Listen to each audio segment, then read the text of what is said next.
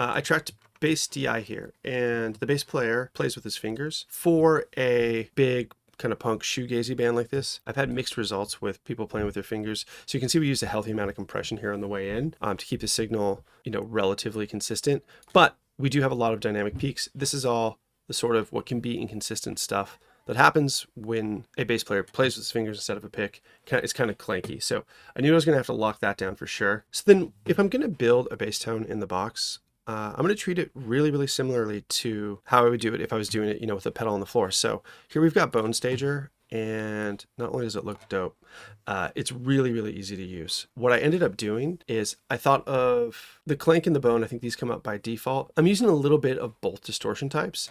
One of these a little bit darker, one of these a little bit brighter, and it came out great. Using the tight control, this is such a simple feature, but something I absolutely love, because the tight control helps me tame something that I'm constantly fighting with bass distortion in general, which is like the subby, low-end stuff, kind of blowing out the distortion. And man, that was so helpful for me to just like hone that in, especially as a bass player that plays with his fingers. It usually gets a slightly darker sound overall, even if the percussive parts are actually a little bit brighter. Then, from there, I just built it out like a real pedal chain. Went into basically SansAmp clone, into an SVT classic clone, but it's really Bonestager that's doing, most of the heavy lifting here. So I might first start just by playing the whole mix so you can kind of get a sense of what we were going for here.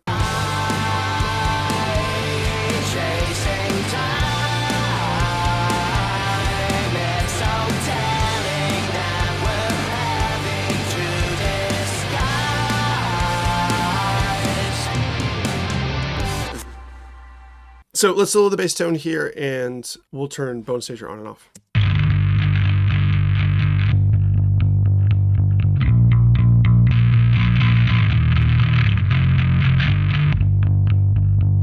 And you can kind of hear that pluckiness, right? That's a bass player playing with his fingers.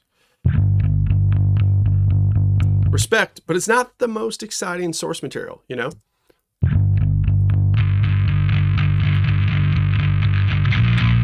And it just goes such a long way. So let's play with the clank and the bone controls a little bit here.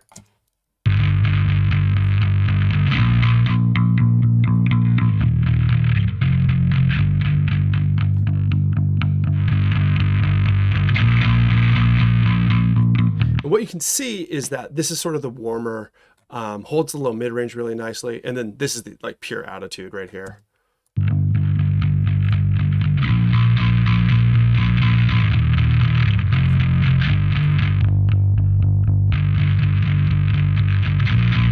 And you don't have to run both. You can turn one off. You can have both on.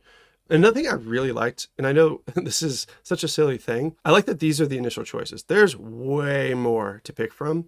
But for me, just kind of knowing how a plugin sounds when I first pull it up, quickly using it creatively, that's how I like to work. I don't like to paralyze myself with a million decisions. There's one last little spot I'm going to show off here. And there was a bass break, and I thought it just came out so well. I used the exact same chain. However, this time I filtered the bass, and it came out so cool.